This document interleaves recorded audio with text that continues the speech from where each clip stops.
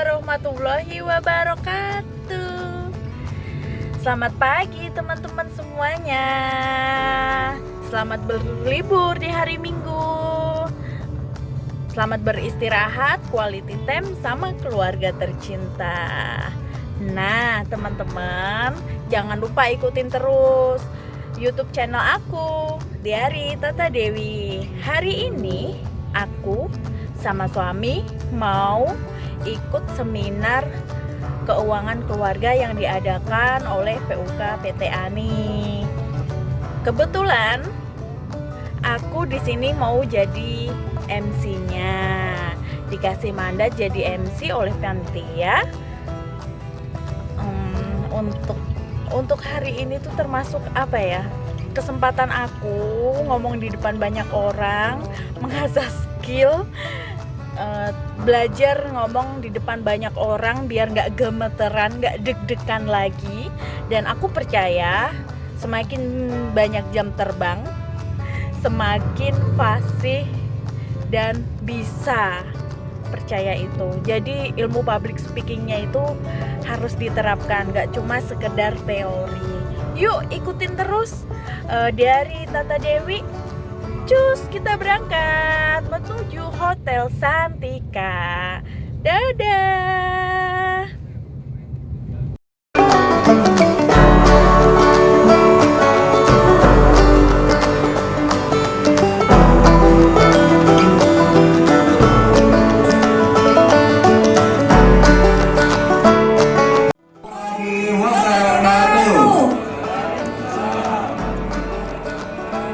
Selamat pagi dan salam sejahtera buat kita semua.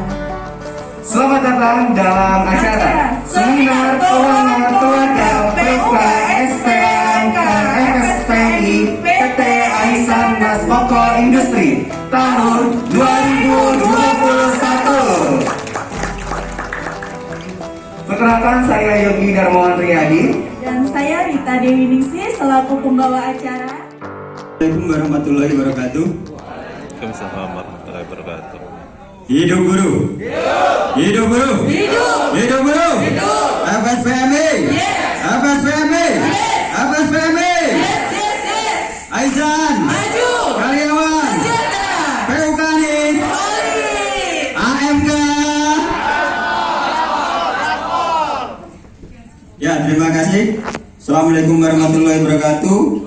Alhamdulillahirrabbilalamin. Wabihi nasta'inu umurna wadin. Wassalatu wassalamu ala asrofil anbiya'i wal mursalin. Rabbi srodi wa nasiril amri wa huludanan min sujani yahbahu qawli amma ba'du. La khawla wa la quwata illa billahi alil adim. Allahumma sholli ala sayyidina Muhammad wa ala ali sayyidina Muhammad.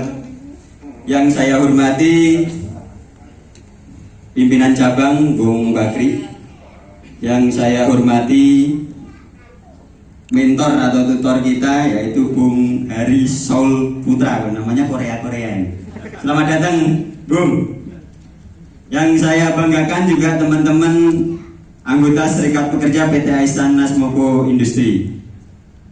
Alhamdulillahirrabbilalamin, pada kesempatan pagi hari ini ya kita bisa hadir ya dalam keadaan sehat walafiat ya, sehingga bisa hadir di ruangan ini tanpa kekurangan apapun. Terus selawat serta salam juga tak lupa kita haturkan kepada junjungan kita Nabi besar Muhammad SAW. Semoga kita selalu mendapatkan syafaatnya hingga di yaumil akhir nanti. Amin amin ya robbal alamin. Yang saya terima kasih saya ucapkan pada Ketua Panitia Penyelenggara acara seminar ini yaitu Wakil Ketua Bidang Pendidikan yaitu Bung Mahmudi, dan sekretarisnya yaitu Bung Adi Surohman. Terima kasih. Terus kenapa acara ini dijalankan? Kenapa acara ini dijalankan? Tentunya seminar keuangan ini sangat penting ya. Tujuannya apa? Pasti Serikat Pekerja punya tujuan, karena berserikat itu punya visi dan misi. Ya, ada tujuannya. Tujuannya yang pertama adalah biar sadar ya, biar teman-teman itu sadar ya, sadar diri ya, sadar diri kalau teman-teman itu adalah kaum buruh. Nah ini kan banyak udah nggak sadar kalau teman-teman di kaum buruh berpikirnya pengusaha mulu, padahal ente semua ini masih kaum buruh. Ya, biar sadar diri kalian tuh kaum buruh. Upahnya masih upah minimum. Nah ini tujuan pertamanya itu. Ya bukan dia, nggak macam-macam namanya. Tujuannya pertama biar teman-teman sadar diri bahwa saya teman-teman itu adalah buruh. Upahnya yang masih upah minimum. Nah, nggak usah macam-macam kalau udah upah minimum loh. Nah, ya upah minimum. Terus yang kedua apa? Ya tentunya biar organisasi ini kuat. Tujuannya kenapa? Ya karena kalau teman-teman nanti tidak mengelola keuangan dengan baik, nanti besar pasak daripada tiang, organisasinya lemah. Itu udah pasti. Ya, udah saya pastikan. Ya kalau teman-teman itu nggak bisa ngatur keuangan, lebih besar pasak daripada tiang, pasti organisasi ini lemah karena teman-teman banyak utang.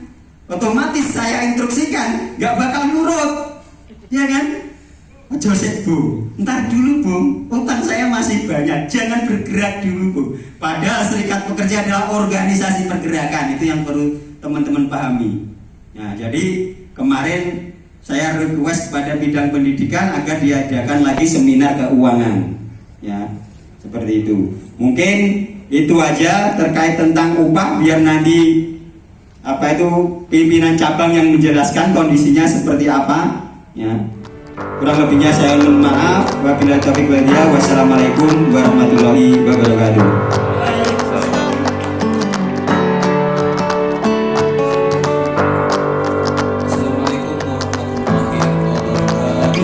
Waalaikumsalam warahmatullahi wabarakatuh. Sebelumnya yang kami hormati Bung Hari Solputra selaku narasumber motivator kita pada hari ini. Yang kami hormati Bung Thohir selaku Ketua PUK PT Aisan Asmoko Industri serta jajarannya yang kami banggakan beserta seminar keuangan keluarga yang saat ini hadir. Hamdan katsiran thayyiban mubarakan fihi kama yuhibbu rabbuna wa yarda. Tentunya pertama dan paling utama selalu kita panjatkan puji dan puji syukur kita kepada Allah Subhanahu wa taala, Tuhan yang Maha Kuasa yang senantiasa selalu memberikan kita keselamatan, kesehatan, kenikmatan, keberkahan serta kesempatan pada kita semua. Yang insya Allah kita semua hadir saat ini tetap dalam kondisi sehat walafiat. Begitu juga harapannya keluarga kita yang di rumah yang kita tinggalkan tanpa kurang satu apapun. Salawat serta salam kita haturkan kepada junjungan Nabi Muhammad SAW. Semoga selalu terlimpah curah kepada beliau, keluarganya, sahabatnya, para ulama serta tabiin, dan kita sebagai umatnya semoga mendapatkan syafaat hingga di yaumil akhir nanti. Amin amin. Amin. Ya kawan-kawanku semua, hari ini tentu hari yang sangat luar biasa, hari yang begitu cerah. Semoga menjadikan kondisi kita pun menjadi bahagia saat ini. Ya, tentang bagaimana seminar ya tentunya nanti akan lebih banyak dikupas oleh motivator kita. Dalam kesempatan ini saya mewakili kawan-kawan dari pimpinan cabang yang kebetulan memang pun berbarengan agenda kegiatan program kerja pendidikan di pimpinan cabang, yang tentunya saya mencoba menyempatkan hadir untuk berbagi waktu pada kawan-kawan. Tentang seminar keluarga hari ini yang merupakan suatu hal yang sangat menarik yang mungkin menjadikan nilai tambah bagi kita semua sebagai buruh. Kalau tadi jelas sampaikan ketua kita masih buruh gitu kan, betul ya? Betul. Upah kita masih upah minimum gitu kan. Ya bicara tentang upah kawan-kawan, memang kebetulan dalam kesempatan tahun ini saya diberi kesempatan oleh konsulat cabang FSPMI, saya sebagai Dewan Pengupahan Kabupaten Bekasi. Ya, tentunya sedikit banyak yang kita hadapi tentang bagaimana perkembangan upah. Saat ini mungkin kawan-kawan mengikuti perkembangan upah ya, tentang bagaimana upah yang miris mendengarnya, betul ya? Betul. Miris mendengarnya upah tahun ini kita tidak naikkan untuk tahun 2022, sangat luar biasa. Ya memang tidak bisa dipungkiri kawan-kawan, upah itu tidak lepas dari politik, upah itu tidak lepas dari aturan-aturan atau regulasi yang saat ini mungkin ada. Bicara tentang regulasi, kita paham pada saat munculnya Undang-Undang Omnibus Law, Undang-Undang 11 tahun 2020, yang mana memang undang-undang ini hadir untuk merubah, menghapus, bahkan menambahkan serta membuat aturan-aturan baru, yang mana isinya ada 78 undang-undang dijadikan satu, kan omnibus ya, jadi case jadi besar jadi satu gitu kan. Nah, yang mana 78 undang-undang diantaranya tentang undang-undang ketenagakerjaan, diawali dari bab 4 pasal 80, yang di situ menyangkut tentang masalah PKWT, ya kan? Ini sampai saat ini kawan-kawan mengikuti nggak perkembangan Omnibus Law ini? Ikutin nggak? Nah, kurang update. Padahal ini sangat sensitif sekali berhubungan dengan kita, kawan-kawan. Apalagi nanti kita bicara yang berkaitan dengan seminar hari ini, bicara tentang uang. Uang itu tidak lepas dari upah yang sama ini setiap bulan kita terima, betul nggak? Nah, sedikit saya menggambarkan tentang perkembangan atau iklim atmosfer yang saat ini terjadi di negara kita, wabil khusus di Kabupaten Bekasi. Yang tadi saya sampaikan bahwa upah di tahun 2022 tidak naik. Efek dari mana? Efek dari regulasi yang saat ini hadir, kawan-kawan. Yang tadi tentang tenaga kerjaan, di mana nanti ada sistem kerja PKWT, terus sistem pengupahan segala macam. Dan itu pun dilengkapi dengan adanya turunan-turunan aturan pelaksana. Ada PP 34, 35, 36 dan 37. Fokus di PP 36 kita bicara tentang masalah pengupahan. Yang mana pengupahan itu ya tentunya kalau menurut kami, sudut pandang kami itu tentang upah adalah bicara tentang upah layak dan upah berkeadilan, kan gitu. Dasar upah kita bagaimana bicara upah layak dan upah berkeadilan.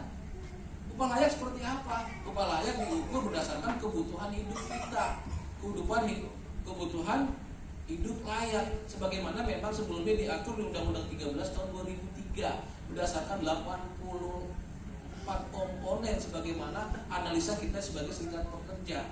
Diukur dari mana? Diukur dari pekerja yang lajang, kan gitu. Beda dong dengan pekerja yang sudah berkeluarga, punya istri, punya anak, bahkan sampai anak ketiga, beda. Tapi diukur parameter paling dasar bagi pekerja yang lajang, tentang bagaimana pekerja lajang itu memenuhi kebutuhan hidupnya sehari-hari, kan gitu. Nah, artinya bicara tentang kebutuhan hidup layak inilah yang tidak dilihat oleh pemerintah saat ini. Muncullah PP 78 tahun 2015 yang upah diukur berdasarkan inflasi dan pertumbuhan ekonomi. Jadi dilihat secara global, kan gitu. Pada saat kita mencoba mengikuti tentang bagaimana rumusan PP 78 upah berdasarkan pertumbuhan ekonomi dan inflasi pun ternyata tidak bertahan lama, kawan-kawan. Setelah dianggap Undang-Undang 13 itu tentang hal tidak efektif oleh pemerintah, dimunculkan PP 78 yang dianggap ini ukuran secara global. Tapi itu tidak lama, kawan-kawan. Pada saat kita mencoba menyesuaikan upah itu berdasarkan inflasi dan pertumbuhan ekonomi. Nah, artinya pada saat kita bicara inflasi, kita bicara pertumbuhan ekonomi, kan kita harus lihat tentang daya belinya. Daya beli masyarakat itu termasuk kita sebagai buruh, sebagai pekerja. Nah, kita coba sesuaikan itu. Ternyata perkembangan waktu dan zaman terus berubah dinamis gitu, sampai akhirnya muncullah Undang-Undang 11 tahun 2020 yang dilengkapi dengan PP 36 tentang sistem pengupahan yang saat ini ada. Mengerikan, kawan-kawan. Mengerikan dalam arti apa? Tidak ada jaminan ke depan tentang bagaimana kita mendapatkan upah yang layak. Karena kita upah berdasarkan hanya salah. Jadi kalau di Undang-Undang 13 jelas berdasarkan kebutuhan hidup layak yang di sini ada produktivitas di dalamnya, ada inflasi, ada pertumbuhan ekonomi. Muncul PP 78 hanya 2. Nah, muncullah Undang-Undang 11 2020 hanya pilihan antara inflasi atau pertumbuhan ekonomi. Nah, kalau pemerintah mau fair, kalau negara mau fair, kalau bicara tentang pertumbuhan antara salah satunya pertumbuhan ekonomi atau inflasi, seharusnya dipilih lebih tinggi, kan gitu. Inflasi kita sekarang mencapai 1,76%, kawan-kawan. Sementara pertumbuhan ekonomi 3,51%. Tapi kenapa? Secara logika kenyataan yang ada, upah itu nggak naik. Bahkan dipukul rata berdasarkan upah minimum provinsi UMP, upah hanya naik sebesar 1,09. Nah, sebagaimana tadi saya sampaikan, kalau Moper lihatnya yang lebih tinggi, yaitu 3,51%. Tapi kenyataannya kita didorong yang lebih kecil, 1,09. Itu berlaku untuk Provinsi Jawa Barat. Logikanya, apakah selama setahun ke belakang atau nanti setahun ke depan kebutuhan kita menurun atau naik? Naik kawan-kawan, kebutuhan konsumsi kita naik. Dan inilah yang kita lihat secara realistis oleh pemerintah. Artinya ini menjadi kerja keras kita kawan-kawan di Serikat Pekerja tentang bagaimana tujuan upah itu menjadi upah minimum sebagai dasar ya. Karena gini, kalau bicara tentang negara, sebagaimana memang amanat Undang-Undang Dasar 45 disebutkan di pasal 27 ayat 2, tiap-tiap warga negara berhak mendapatkan penghidupan dan penghasilan yang layak bagi kemanusiaan. Sangat jelas sekali. Tapi ini tidak difokuskan atau tidak, katakanlah ini diabaikan oleh negara kita kawan-kawan. Ya, saya sedikit meluas tentang bagaimana negara ini, karena memang bicara regulasi itu produk dari negara, produk dari pemerintah. Artinya bicara tentang negara itulah efek eksternal yang mana kehidupan kita kawan-kawan pekerja yang ada di PUK-PT ANI hanya tahunya khusus internal bagaimana perundingan upah tiap bulan itu ada, betul nggak? Karena harapan kawan-kawan selalu seperti itu, tiap tahun PUK berunding dengan kenaikan upah, selesai gitu. Tapi tentunya pada saat bicara perundingan upah yang dilakukan kawan-kawan di internal, itu efek dari bagaimana eksternal itu memperlakukan tentang sebuah kebijakan. Artinya, kalau pada saat tadi saya sampaikan di awal, upah untuk tahun 2022 tidak naik, terus kita harus seperti apa? Apa langkah-langkah kita? Nah, disinilah kita dibutuhkan tentang introspeksi diri, tentang bagaimana kita mengatur keuangan kita secara pribadi, tentang bagaimana keuangan keluarga kita di rumah.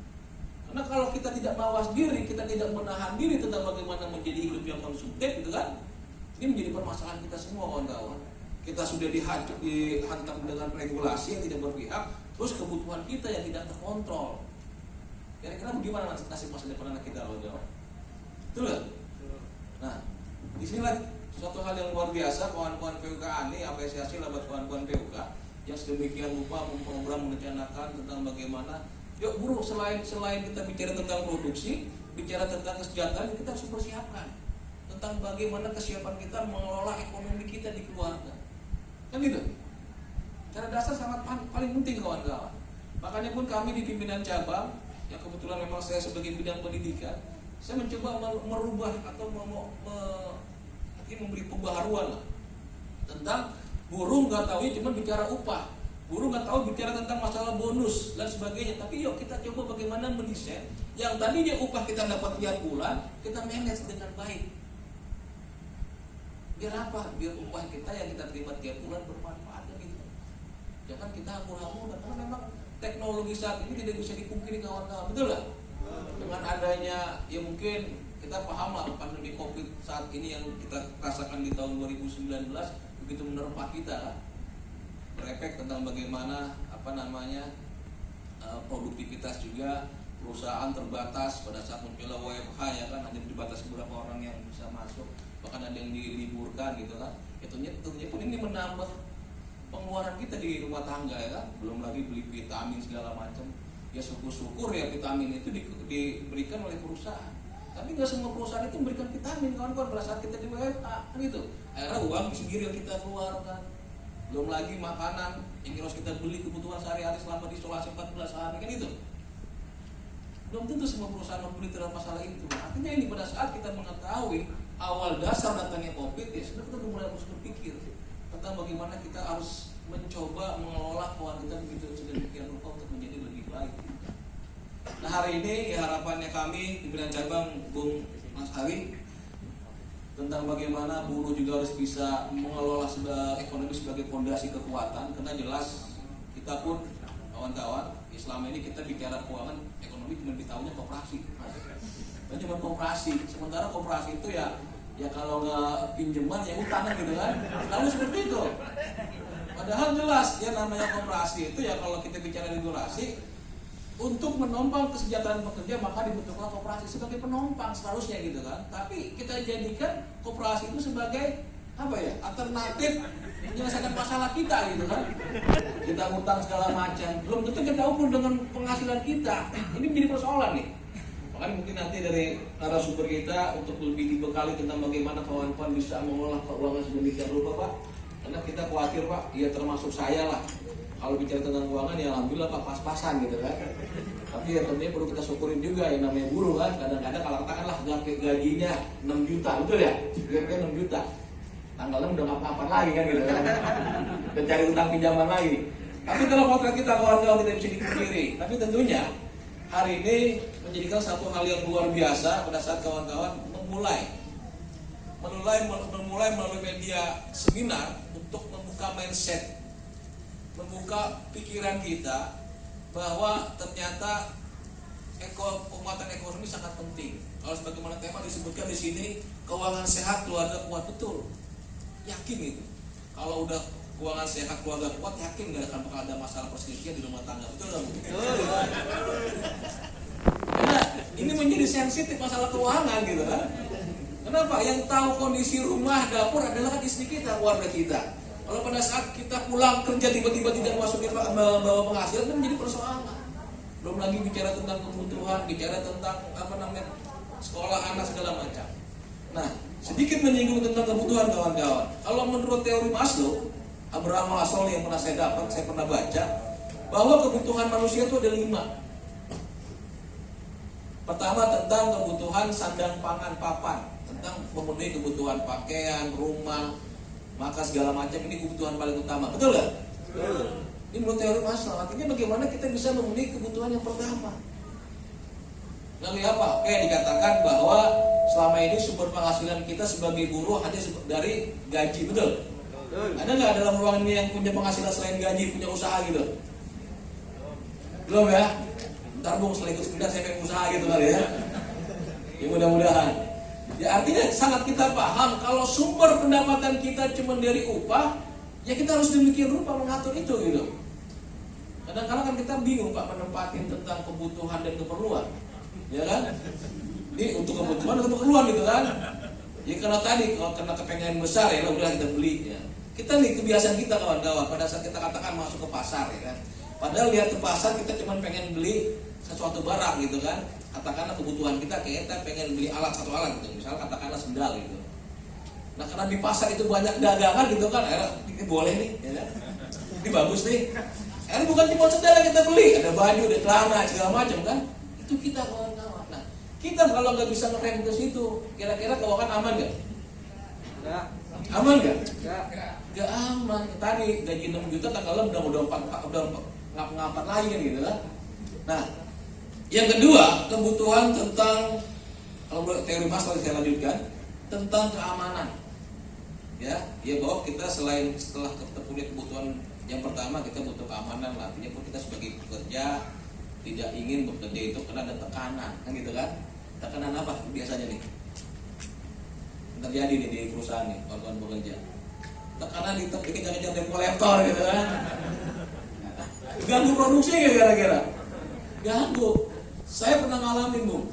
Juru ngomong Pak, saya 5 tahun sebagai ketua PUK, sebagai ketua koperasi, mengalami bagaimana mengurus anggota yang terjerat tentang masalah pinjaman sama yayasan, katakan yayasan apalah bahasa-bahasa koperasi tapi sebenarnya rentenir gitu kan.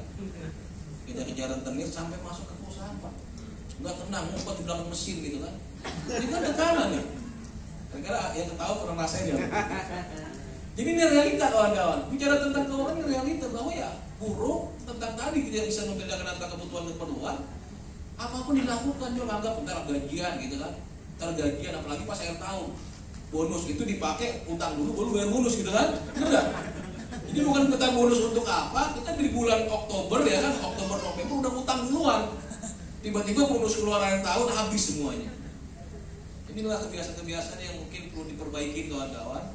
Ya tentunya kami di pimpinan cabang pun berharap ini menjadi hal yang perlu dilanjutkan gitu mengenai kawan-kawan PKA ini. Nah berikutnya yang ketiga tentang kebutuhan sosial.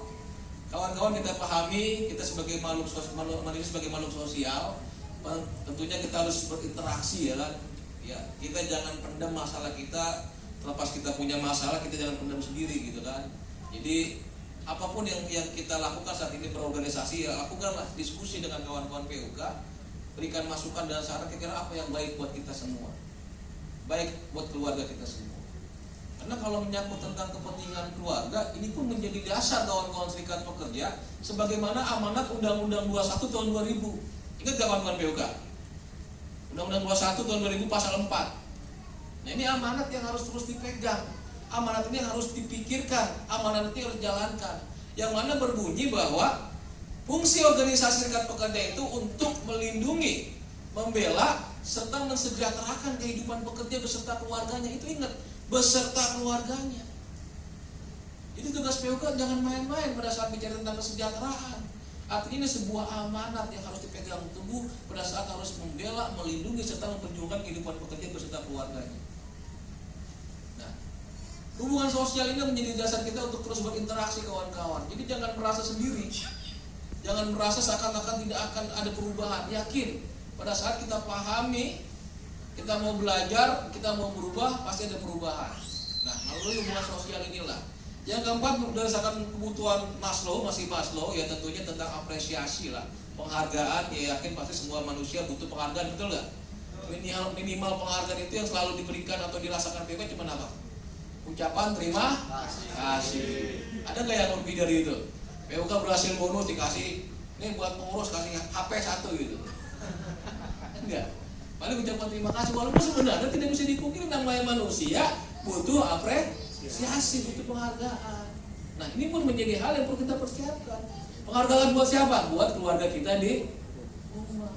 Jangan kita rajin kerja sampai lembur, masuk ke rumah kita tidak mendapatkan penghasilan. Kenapa? Di perjalanan berbagai kebuang tuh, kan gitu. Perlu ada penghargaan karena seyogyanya kebahagiaan itu pada saat kita bisa memberikan yang terbaik buat keluarga kita, kan gitu. Dan jangan jarang-jarang juga ngasih makan enak buat keluarga, Bu. Betul gak? Ini keluarga jarang-jarang gitu kan. Ingetin tuh, Bu, sama bapaknya dulu dia kerja tuh. Jadi pastikan ya ajak jalan-jalan gitu kan, di restoran segala macam untuk menghibur keluarga kita di rumah. Agar apa? Menghilangkan rasa letih kita pada saat seharian kita kerja di pabrik. Yang terakhir tentunya tentang bagaimana kebutuhan aktualisasi diri. Nah, inilah kawan-kawan memulai dari seminar, membuka mindset di kawan-kawan, aktualisasi diri kawan-kawan mau seperti apa ke depannya. Jadi besar harapan kami, apapun yang kawan-kawan lakukan hari ini, ya datangkan dengan keikhlasan, ya datangkan dengan keikhlasan. Yang kedua tentang kesabaran. Yang namanya orang belajar yang mendengerin ngantuk, bener? Ngantuk nggak? Ngantuk, bosan nggak? Bosan, tapi ingat, datangkan dari diri kawan-kawan melalui kesadaran. Saya datang hari ini semoga mendapatkan ilmu yang bermanfaat. Tentunya dengan keikhlasan kita juga. Yang ketiga tentang kebersamaan. Nah, tentang ilmu yang bermanfaat, sebagaimana yang saya dapat dari keyakinan agama saya, disebutkan bahwa ini pun dianjurkan dibaca setiap pagi, seperti yang menjadi keharusan kita untuk zikir pagi kita. Allahumma inni as'aluka ilman nafi'an wa rizqan thayyiban wa amalan mutaqabbalan. Jadi kita minta kepada Allah diberikan ilmu yang bermanfaat, gitu kan, rezeki yang halal serta amalan yang diterima. Jangan pernah lupa kawan-kawan doa di tiap pagi nih, zikir pagi dan petang, atau kawan-kawan selesai sholat subuh kawan-kawan doakan ini. Biar apa? Apa yang kita dapatkan khususnya hari ini tetap mendapatkan ilmu yang bermanfaat untuk diri kita dan keluarga kita di rumah. Mendapatkan rezeki yang halal untuk diri kita dan keluarga kita di rumah. Serta apa yang kita lakukan amalan-amalan diterima oleh Allah Subhanahu wa taala. Jadi saya tidak panjang lebar, ya tentunya kalau saya melihat baca tema di depan nih tentang tantangan mengelola keuangan di era turbulensi ekonomi ini, nyinyir sedap ini kan. Karena memang kita nggak tahu turbulensi ekonomi yang saat ini terjadi di Indonesia seperti apa. Ya mungkin nanti Pak Kali akan bicara. Ya buat kami sekali lagi kawan-kawan, pastikan hari ini kawan-kawan datang dengan keikhlasan ya, untuk bisa menerima nanti materi dari motivasi yang disampaikan. Apapun yang beliau sampaikan tolong dengarkan baik-baik. Terus tanyakan sekiranya memang ada yang perlu ditanyakan. Kenapa? Ya kita berharap pun sebagai bagian dari program PUK saat ini menjadi bagian yang sangat terpenting, karena ini pun akan kita evaluasi secara pimpinan cabang biar kegiatan ini berkelanjutan. Jadi harapannya kawan-kawan hadir saat ini dengan keikhlasan, dengan kesabaran untuk bisa menerima materi yang terbaik. Semoga bermanfaat. Dari kami nggak panjang lebar, semoga apa yang kita harapkan semua bisa menjadikan manfaat tentunya dan serta mendapatkan ridho dari Allah Subhanahu wa taala. Amin. Mohon maaf dari saya yang mewakili pimpinan cabang ya, tentunya kebenaran hanya milik Allah Subhanahu wa taala, kekurangan dan kesalahan yang milik saya sebagai manusia biasa. Bila taufiq wal hidayah wa ridho wa inayah. Wassalamualaikum warahmatullahi wabarakatuh.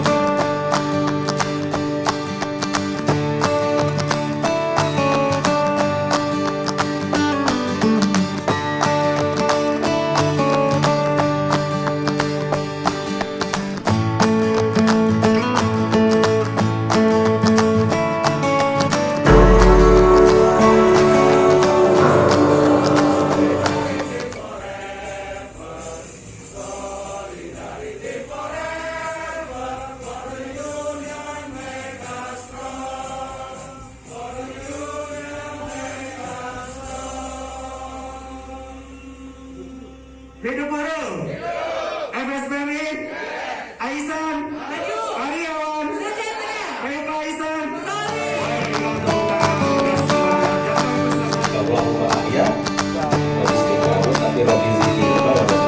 Baik, Bapak-Ibu sekalian, teman-teman, kawan-kawan kita semua, ini luar biasa.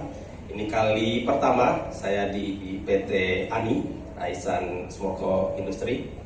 Luar biasa. Jadi seperti biasa, sebelum kita mulai, boleh angkat handphonenya masing-masing, letakkan seperti di atas, ya, terus digerak-gerakan seperti ini. Oke, lihat samping kiri sampai kanannya, coba dilihat. Sudah dilihat semua? Oke, sekarang turunkan, lihat handphonenya, apakah ada perubahan dari Android jadi Apple gitu? Oh enggak.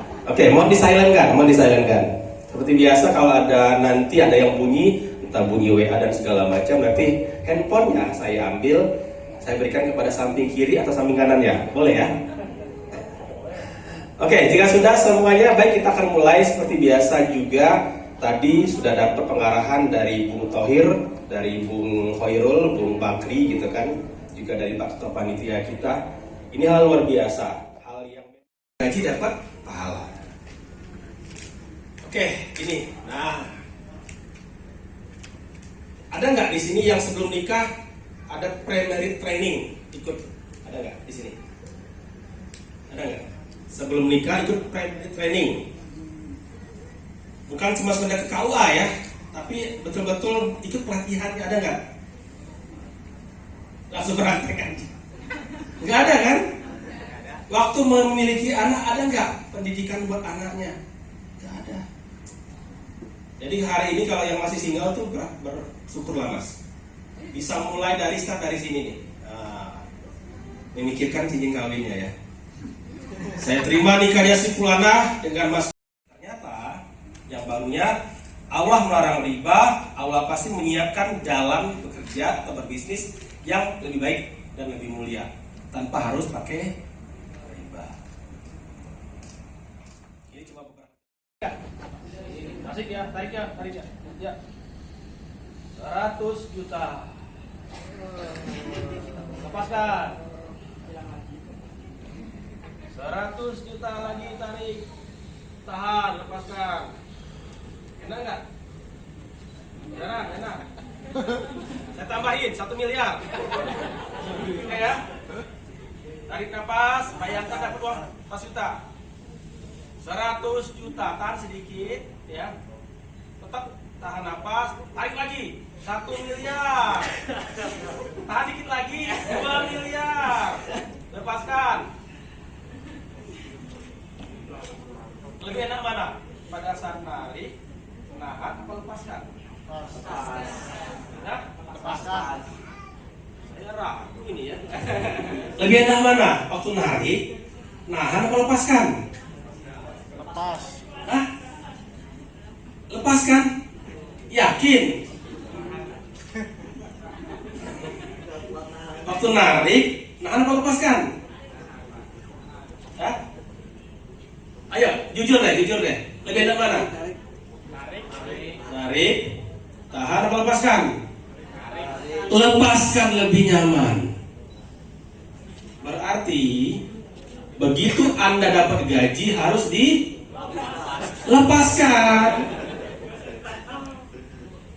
Kenapa uang itu nggak pernah bertumbuh? Karena kita nahan terus.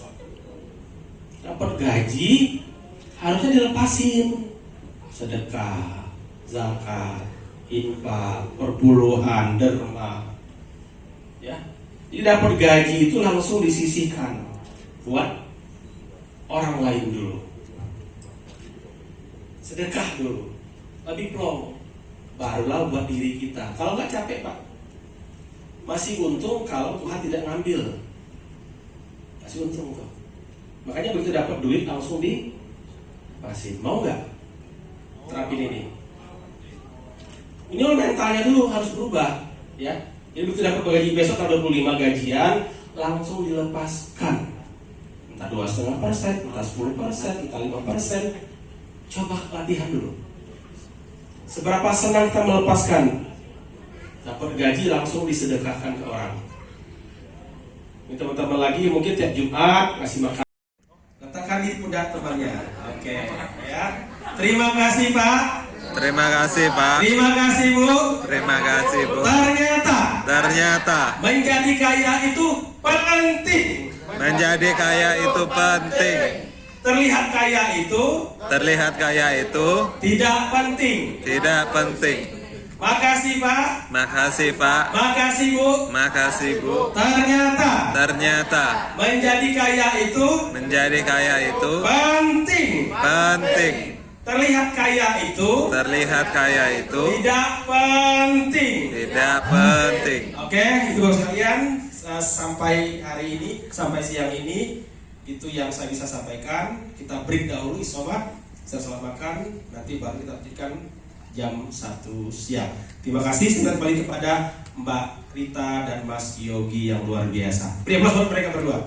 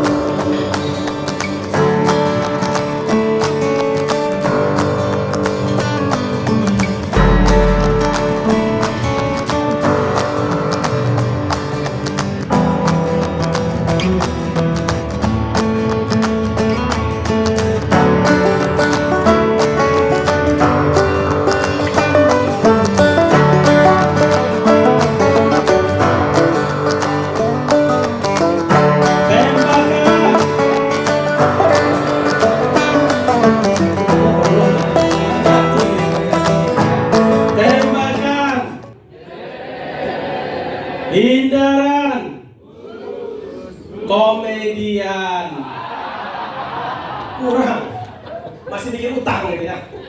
Oke, coba yang kiri ya. Tembakan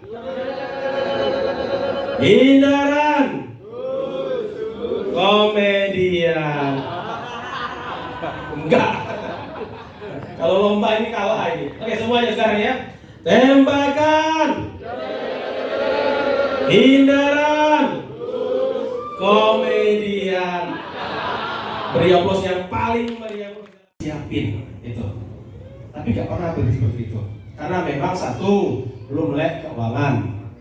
Yang kedua, nggak ngerti cara ngatur duit. Yang ketiga, biasanya agensi.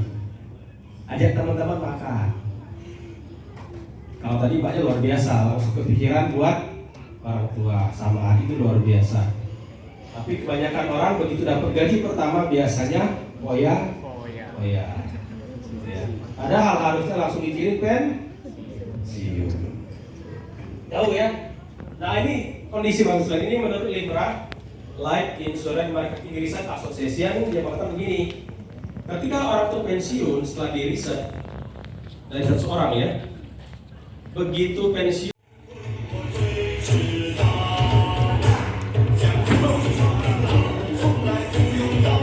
sekarang bersuara ya, 100% pendapatan ya, 100% pendapatan, 30% utang, 30 ya, 30% 10% investasi, 10% investasi, 10% proteksi, 10% proteksi. sisanya habiskan. Habiskan. Ya kan? Ya bareng-bareng ya. 100% pendapatan, 30% utang, 10%, 10%, sisanya ya bareng-bareng sekarang.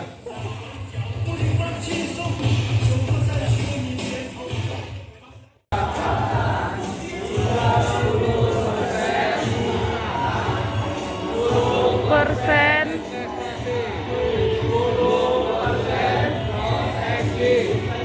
habiskan.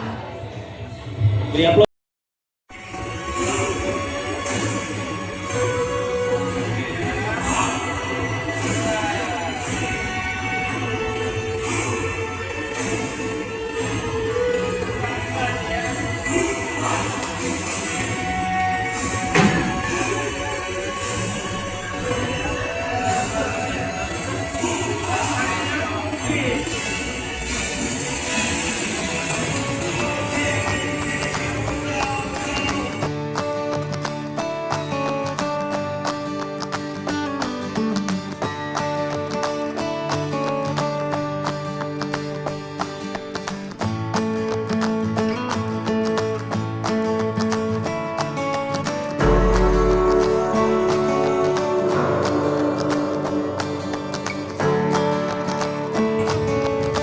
Alhamdulillahirobbil alamin. Hari ini tugas negara udah selesai.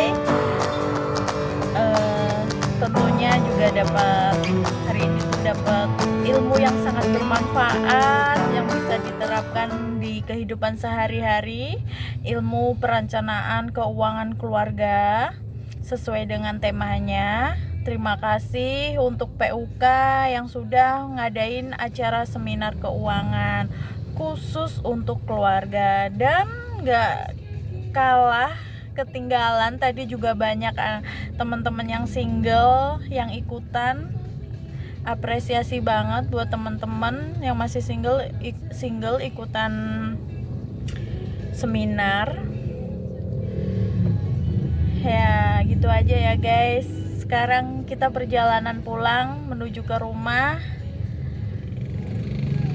Dadah. Jangan lupa like, comment, and subscribe tentunya, dan share. Makasih buat semuanya.